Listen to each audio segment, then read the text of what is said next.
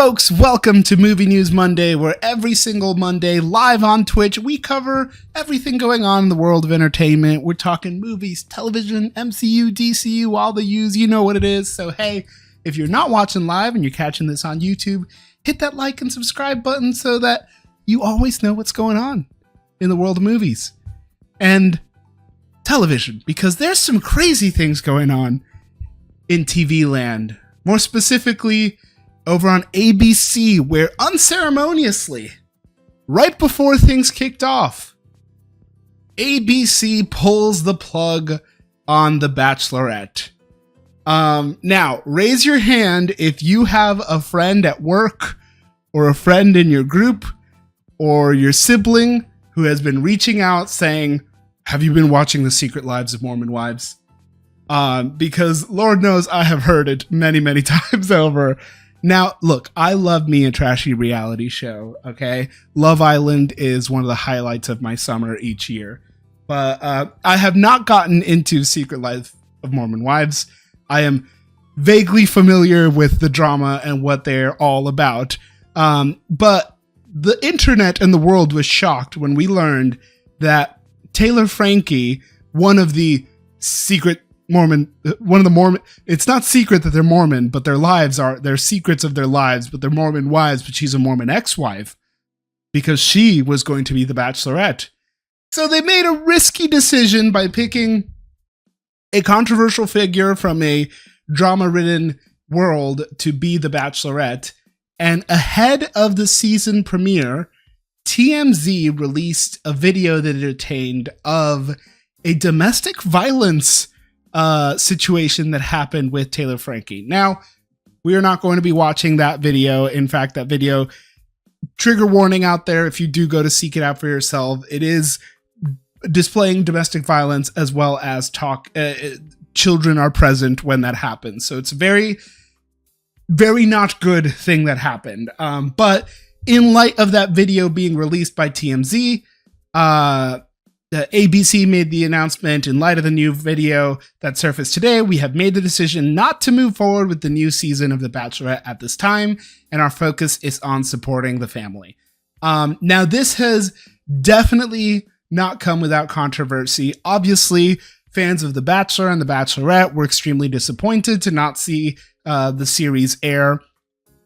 All of the cast members of The Bachelor, of The Bachelorette, all of the eligible bachelors who were on the show are extremely frustrated and riled up at the fact that a season of television that they left their lives for will not be airing.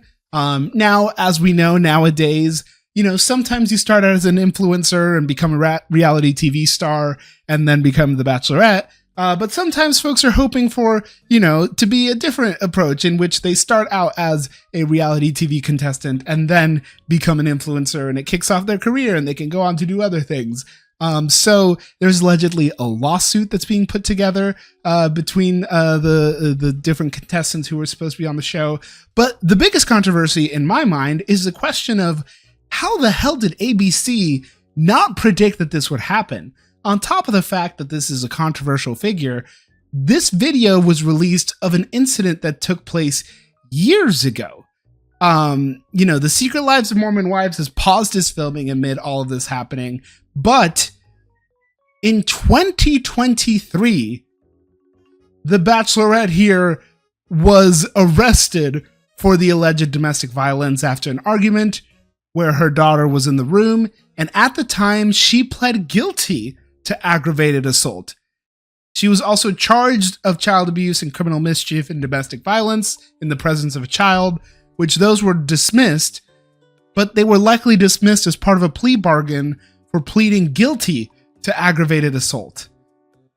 So we knew, there were criminal records for this existing, but because the video evidence came out, that's the reason that ABC decided to pull the plug on this. So, although I understand it might be disheartening and disappointing to some people, my question that comes out to the executives behind this show is, how did we not predict that something like this would happen? And at what point are we able to turn a blind eye towards violence? Now, I'm not one to sit here and conflate arguments about whataboutisms and about if it were a bachelor as opposed to a bachelorette who had an instance of assault or domestic violence charges held against them, would they have even considered it? I do think it's worth it to at least acknowledge the potential double standard. But in either case, if you are hinging an entire season of television on somebody being admirable and desirable and seeking love, and your main character in this show that you're creating, where you want your audience to fall in love with them just as much as all the bachelors are trying to fall in love with them, why would you choose someone with a record?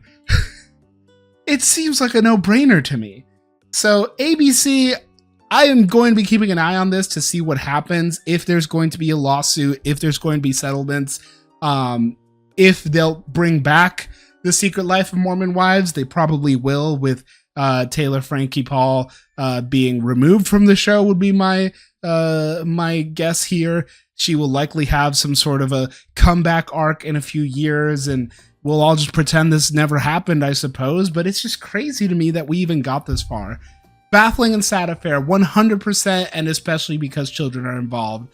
That's the most frustrating thing about it. So ABC, man, shame on y'all for not doing your homework. Truly. One Google search is all it takes, right? I know you do background checks. I know you do. Kirsten Dunst to play Alex in a Minecraft movie sequel. That's right. Kirsten Dunst is our first official new cast announcement of the Minecraft movie sequel.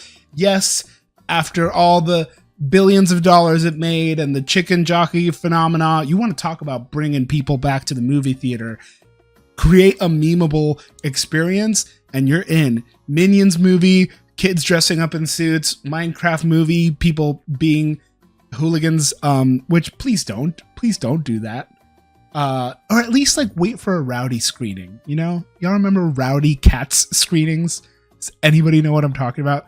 Regardless, Kirsten Dunst has been cast to play Alex, which is the other default skin in Minecraft, specifically the female default skin who is teased at the end post-credits scene of the first Minecraft movie. So she will be joining Jason Momoa, Jack Black, Danielle Brooks, Matt Berry, and Jennifer Coolidge, all expected to return for the sequel.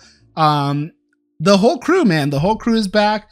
The lead cast is back. Jared Hess is returning to direct and to write with Chris Galletta, and plot details are all kept deep in a mind.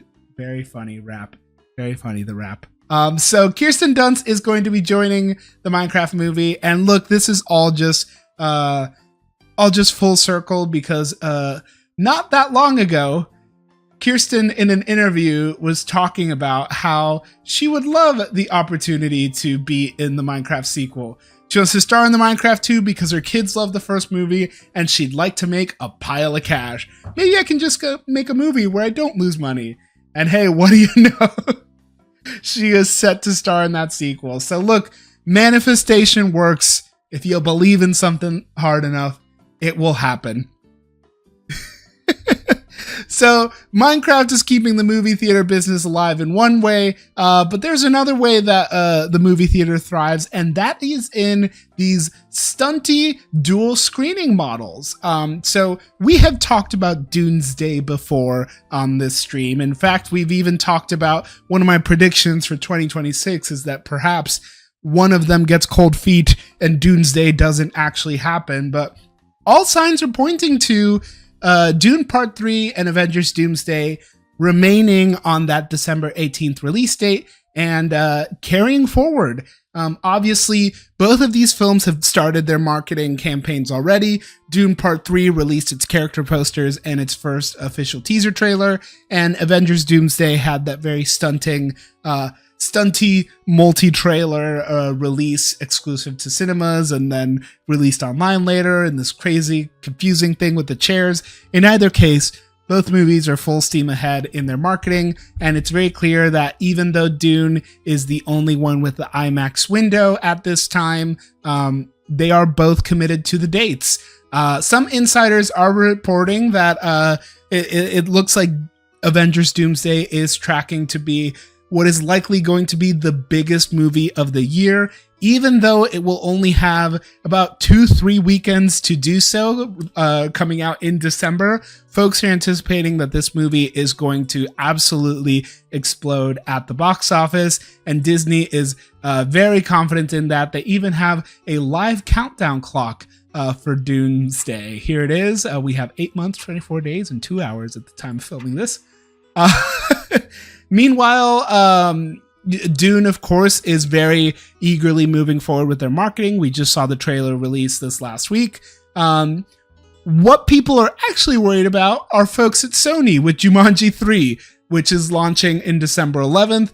More people are actually concerned that Jumanji's box office is going to be completely swallowed up, with most theaters choosing to host Avengers and Dune screenings. They will likely only give Jumanji that first opening weekend of December 11th. So, hey, if you're worried Dwayne Johnson didn't get paid enough to wear a wig for the Moana live action movie, and you want to make sure he gets his royalties, December 11th, go see Jumanji 3 in theaters, because otherwise we're all going to be busy with this Doomsday marathon. And people are not worried about the possibility that these movies will essentially become in contrast with one another. They are different enough as far as their caliber. Obviously, Avengers is a massive franchise which has a huge historical following, and though Dune is very well respected in relevant circles of, awards, film lovers, and Denis Villeneuve watchers, as well as book lovers and sci-fi lovers, the Dune market is not nearly as big as Avengers, but that being said, it is still a passionate and motivated market. And Christmas time is a great time for these movies to release. That December 18th area, folks go to the movies during their time off for the holidays. It is the time of year where, outside of the summer, really, folks are planning to go see movies multiple times a day, if not multiple movies during one day, given that Dune and Avengers Doomsday will likely have some sort of combo pairing in the way of Barbenheimer, which Barbenheimer was the 4th biggest collective weekend box office ever. It was huge for either movie. It made Oppenheimer one of the largest rated releases ever, and obviously Barbie was slated to be big from the get-go. Nobody had any doubts there. But a collective $300 million box office weekend for both of those movies combined, it's very possible that we see something bigger than that, if not the biggest ever, coming up that December. Maybe not quite as big as Avengers Endgame, which was a $402 million collective back in 2019. It was a different time back then. Man, 2019, it was a different time. So, my question to you, chat, I'm very curious. I'm sure a lot of the people here are going to be doing Doomsday, if not watching both at the same day. Definitely going to be watching both in theaters. I know I will. My question to you, which one are you watching first? Are you watching Dune first? Or are you watching Avengers first? I'm probably watching Avengers first. I'm going to be honest. I feel like I've done more homework for Avengers, so I'll probably watch Avengers first. So I probably want a fun appetizer before my very serious meal, That's my guess. But I don't know. Maybe that's not the right order. Maybe it should be Doomsday. In either case, I'll be very excited to see these movies go, even if it means my prediction will be wrong, that one of these will move. But speaking of Marvel, we have breaking news as of today. Marvel Studios has done the unthinkable. It has greenlit something for a second season. What? I didn't even know they could do this. Wonder Man is coming. Season 2. Both Simon Williams and Trevor Slattery will return for Wonder Man Season 2. This is incredible. This is incredible. Wonder Man is such a good show. If you have been checked out of Marvel for a while and you need a reason to get back in it, please give Wonder Man a shot. It's like, 6 episodes, 8 episodes if even. It's a nice, short, compact show, Great character, great buddy comedy. So fun, so creative, and very meta to the world of Hollywood. So if you're watching this, you're probably a fan of that type of storytelling. So I would say give this show a watch, and I'm going to be very excited to see a season 2 coming up. Man, Destin Daniel Cretton, you are busy directing Spider-Man Brand New Day, making Wonder Man season 2. I'm hoping a Shang-Chi 2, but nothing official yet on that regard. But we at least know that there's going to be a season 2. And hey, speaking of filmmakers we love with Daniel in the name, the Daniels are coming back. Our last story for the day, we have an update on the Daniels, which is, of course, Daniel Kwan and Daniel Scheinert,